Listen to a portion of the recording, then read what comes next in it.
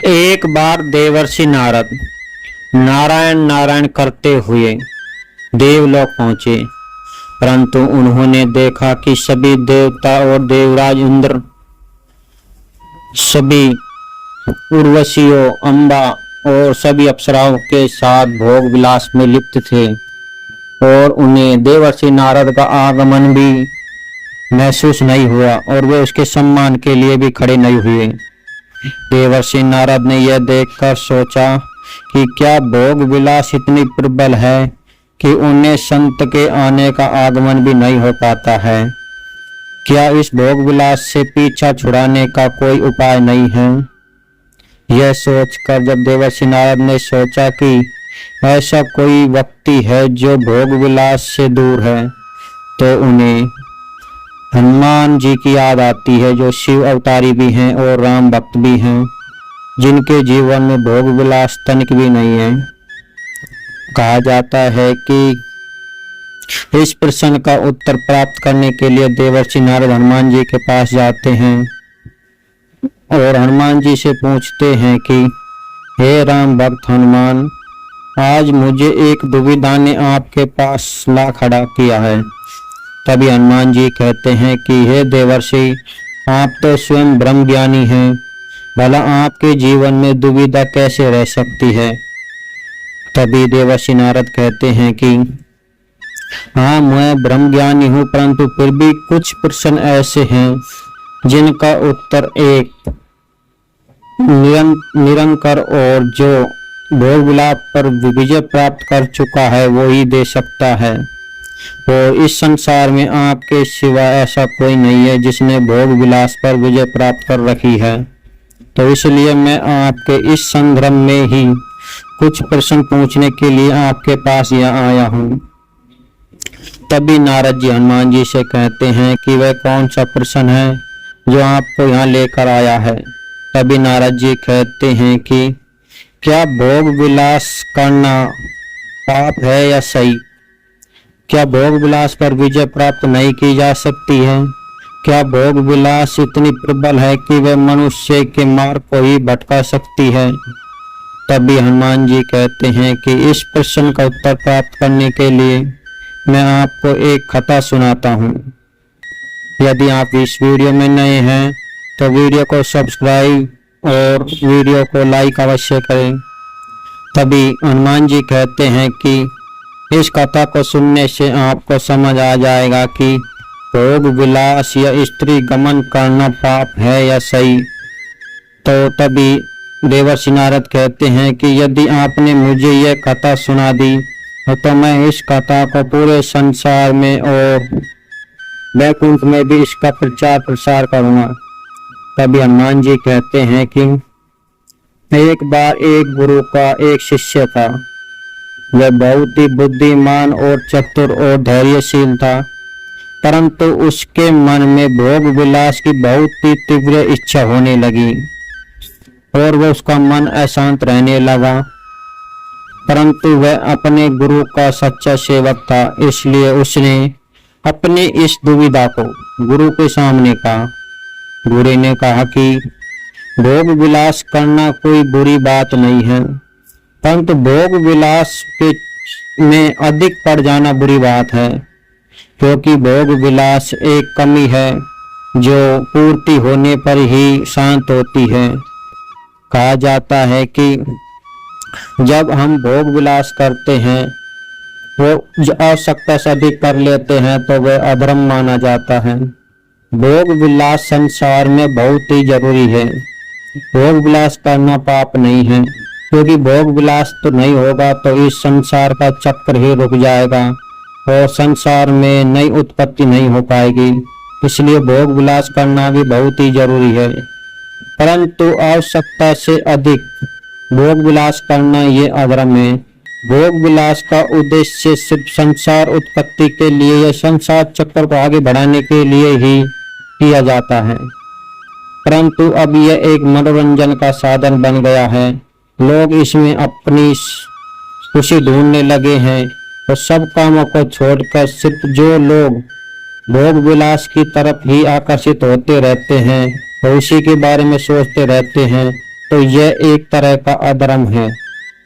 परंतु यदि यह भोग विलास सिर्फ संसार चक्र के लिए, मानव उत्पत्ति को आगे बढ़ाने के लिए किया जाए तो यह भोग विलास गलत नहीं है। जैसे जानवर भोग विलास सिर्फ संतान उत्पत्ति के लिए करते हैं, अपने जीवन को आगे बढ़ाने के लिए करते हैं, परंतु कोई भी यह नहीं कहता है कि यह गलत है, क्योंकि जानवर भी अच्छी तरह जानते हैं कि भोग विलास सिर्फ संतान उत्पत्ति के लिए करना ही सही होता है। परंतु इंसान संतान उत्पत्ति करने के बाद भी सब कामों को छोड़कर सिर्फ भोग विलास में ही पड़ा रहता है, इसलिए वह अधर्म है। तो शिष्य को समझ में आ गया कि भोग विलास भी इस संसार में बहुत ही जरूरी है, परंतु आवश्यकता से अधिक करना ये गलत है। तभी शिष्य पूछता है कि क्या भोग विलास ज्यादा प्रबल है? क्या इस पर निरंतर पाया नहीं जा सकता? और भोग विलास कब हम पर हावी हो जाती हैं? तभी शिष्य गुरु कहता है कि आज मैं आपको एक अन्य शिष्य की कथा सुनाता हूँ, जिसमें एक शिष्य था और उस गुरु के 5-6 शिष्य थे।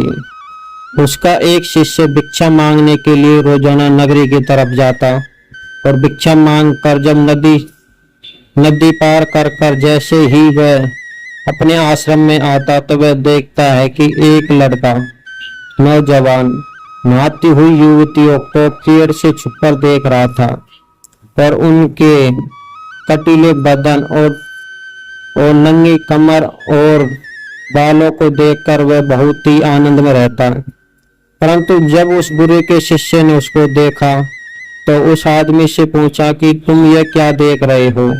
तभी वह मनुष्य कहता है कि मैं यहाँ पर स्त्रियों के इस सुंदर बदन को देख रहा हूँ, क्या तुम्हें देखने पर इन्हें आनंद नहीं होता है?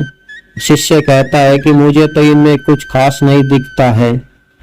परंतु जब वह कहता है कि तुम्हें इन्हें छुपकर देखना होगा, वह शिष्य उन्हें छुपकर देखता है तो उसे भी आनंद आने लगा और वह वहां से आ गया। परंतु जैसे ही वो आश्रम में आया तो वह उन्हीं स्त्रियों के बारे में सोचता और उनके शरीर की सुंदरता को देखकर बहुत ही भयभीत होने लगा और उसके मन में भी विचारों का आडंबर उगने लगा और उसका मन भी अशांत रहने लगा।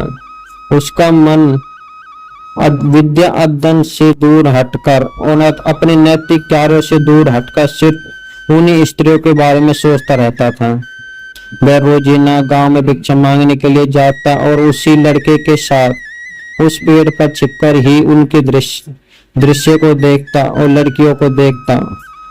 ऐसे करते करते उसके काफी दिन हो गए, परंतु उसके गुरु को उस शिष्य पर शक होने लगा और उसकी सत्यता को जानने के लिए गुरु ने कहा कि हे शिष्य, आज हम तुम्हारे साथ ही भिक्षा लेने के लिए चलेंगे।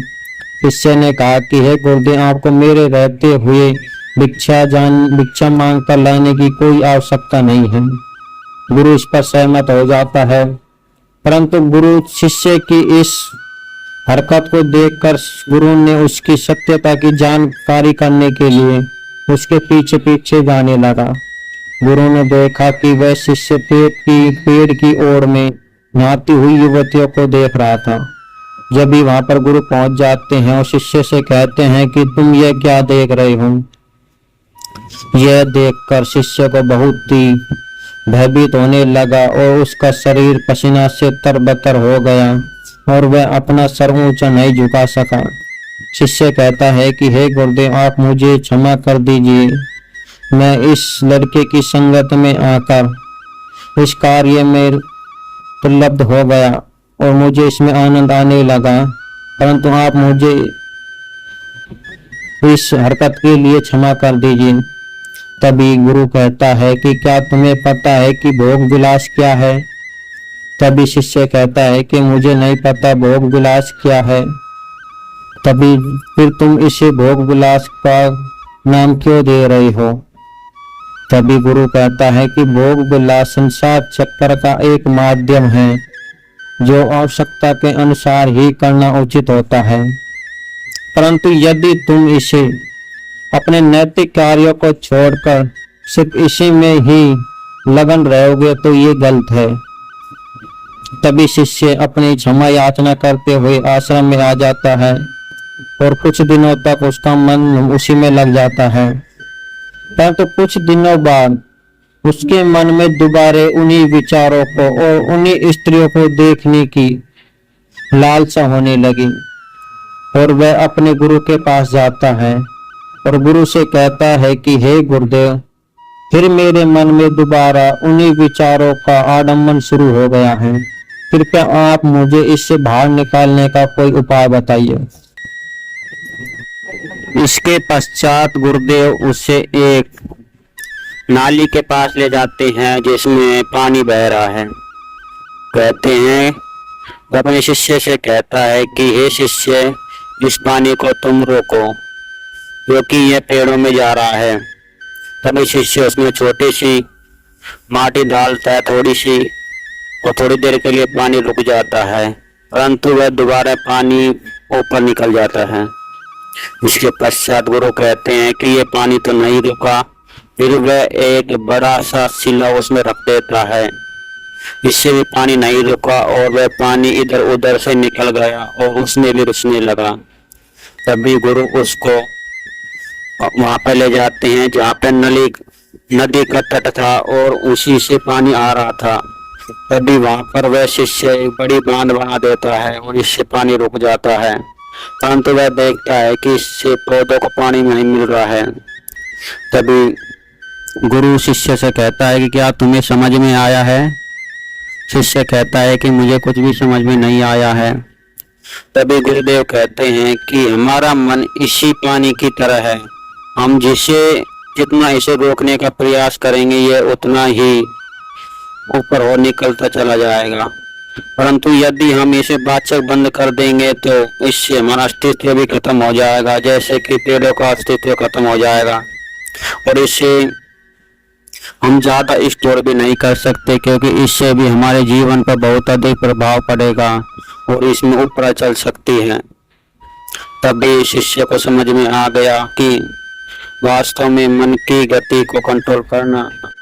तब शिष्य को समझ में आ गया कि इस वासना को रोकना भी कठिन है और उसे ज्यादा बढ़ाना भी कठिन है।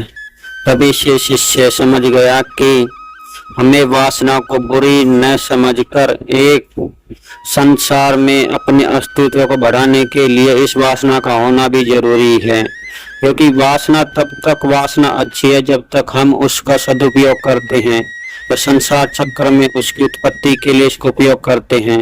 परंतु जब हम इस वासना को अपने समस्त सुखों का आधार मान लेते हैं और अन्य कार्यों को छोड़कर सिर्फ इसी सुख में लगे रहते हैं, तब यह अधर्म माना जाएगा। तभी से शिष्य ने इस वासना को कम करने के निरंतर प्रयास करता रहा और वह अपना इस वासना का उपयोग सिर्फ संसार अपनी गृहस्थी को चलाने के लिए ही करता रहा। इससे उस शिष्य का उद्धार हो गया और वह एक महान विद्वान बन गया।